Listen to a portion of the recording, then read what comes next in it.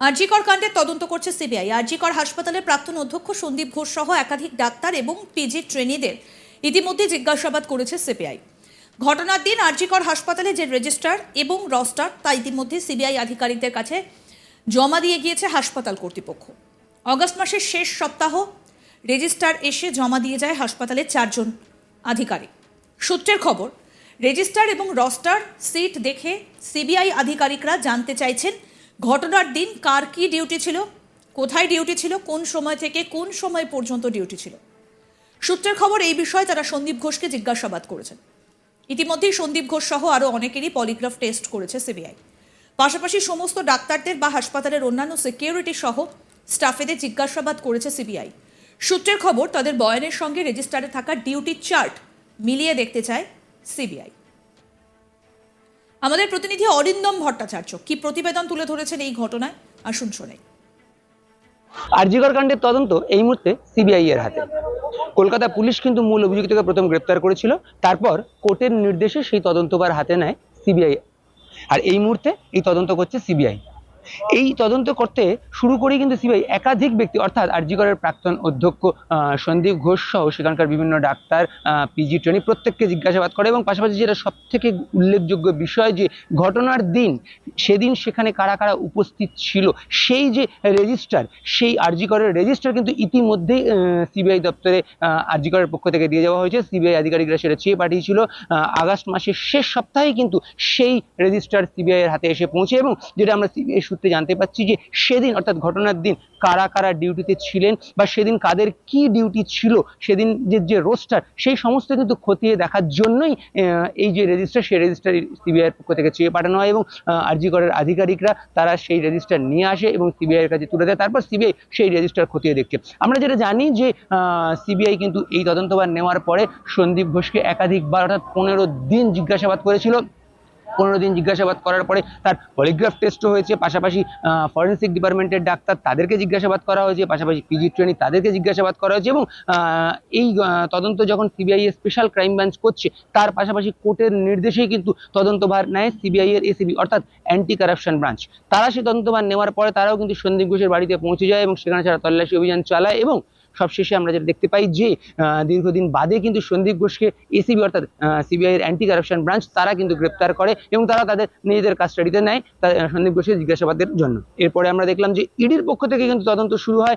ED এই তদন্তভার নেয় এবং ইডি তদন্ত নিয়ে শহরের একাধিক জায়গায় রেডে পৌঁছে গেছিল। সন্দীপ ঘোষের বাড়ি, সন্দীপ ঘোষের আত্মীয়ের বাড়ি, পাশাপাশি ডাটা অপারেটর অর্থাৎ সন্দীপ ঘোষের যে পিএ ছিল আরজি করের, তার বাড়ি, প্রত্যেক জায়গায় পৌঁছে গেছিল এবং সেখানে গিয়ে তারা জিজ্ঞাসাবাদ করেছিল। এবং এই যে আর্থিক দুর্নীতি, অর্থাৎ 2021 সালের একটি আর্থিক দুর্নীতি, যে দুর্নীতির জন্য সিট গঠন করেছে রাজ্য সরকার, সেই দুর্নীতির তদন্ত কিন্তু ইডি শুরু করেছে।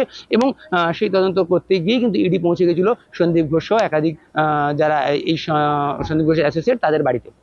আর এই স্পেশাল ক্রাইম ব্রাঞ্চ তারা যে তদন্ত করছে, তারা ইতিমধ্যেই একাধিক ব্যক্তির পলিগ্রাফ টেস্ট করিয়েছে।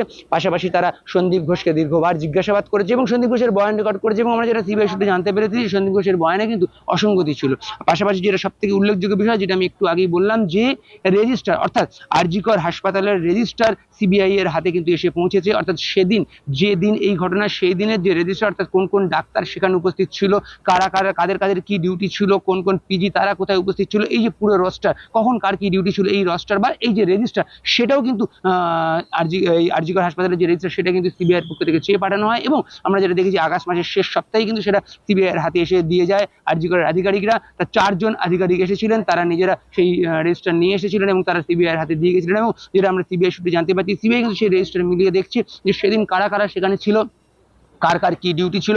এবং তাদের মধ্যে অনেকেই তারা জিজ্ঞাসাবাদও করেছে, যে তারা যে ডিউটি ছিল তারা সেখানে কি করছিল, মানে তাদের ডিউটির পরে তারা সেখানে কি দেখেছিলেন। এরকম একাধিক প্রশ্ন একাধিক ব্যক্তিকে তারা জিজ্ঞাসাবাদ করেছে। এবং সেই রেজিস্টারে যাদের যাদের নাম আছে এবং যাদের যাদের ডিউটি রয়েছে, এবং সেই ডিউটির তালিকা অনুযায়ী কিন্তু সিবিআই সেইভাবেই সেই মিলিয়ে দেখছে। এবং আপাতত এই তদন্ত কিন্তু অ্যান্টি কারাপশন ব্রাঞ্চের পাশাপাশি স্পেশাল ক্রাইম ব্রাঞ্চ তারাও করছে। এবং যেটা সব থেকে উল্লেখযোগ্য সেদিনের যে রেজিস্টার, অর্থাৎ ঘটনার দিন যে রেজিস্টারে লিপিবদ্ধ রয়েছে কার কি ডিউটি ছিল বা কোথায় কার ডিউটি ছিল, কতক্ষণ কার ডিউটি ছিল, সেই যে রেজিস্টার বা সেই যে রোস্টার শিট, সেটা কিন্তু সিবিআই আধিকারিকরা পুঙ্খানুপুঙ্খভাবে খতিয়ে দেখছে এবং সেখান থেকে তারা জানার চেষ্টা করছে যেটা আমরা সিবিআই সূত্রে জানতে পারছি, সেখান থেকে তারা জানার চেষ্টা করছে যে সেদিন যাদের ডিউটি ছিল তারা কি জেনেছিল বা তারা এই ঘটনা সম্বন্ধে কি জানতো বা তারা এই ঘটনার পর কি জেনেছিল বা তাদের কাছে কি তথ্য ছিল, তারা সন্দীপ ঘোষকে কিছু জানিয়েছিল কিনা বা সন্দীপ ঘোষের সঙ্গে তাদের কি কথা হয়েছিল বা ঘটনার সময় তাদের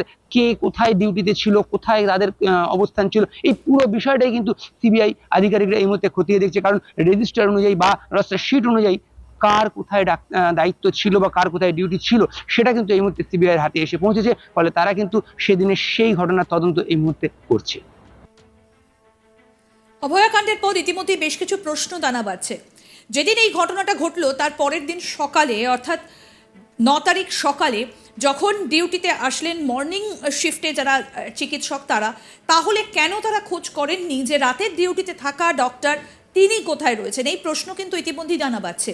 এবং একই সঙ্গে অভয়ের সঙ্গে রাতের শিফটে কাজ করা বাকি ডাক্তাররা তারা কোথায় ছিলেন, কি করছিলেন, কেন সকাল হয়ে যাবার পরও তার খোঁজ পড়লো না, এইরকম একাধিক প্রশ্ন ইতিমধ্যেই কিন্তু উঠে আসছে। আমরা জানি যে ইতিমধ্যেই বেশ কিছু ছবিও ভাইরাল হয়েছে, আপনাদেরকে সেই ছবিও আমরা দেখিয়েছি। সেখানে দেখা যাচ্ছে যে ক্রাইম সিনে কার্যত গিজ করছে প্রচুর লোক।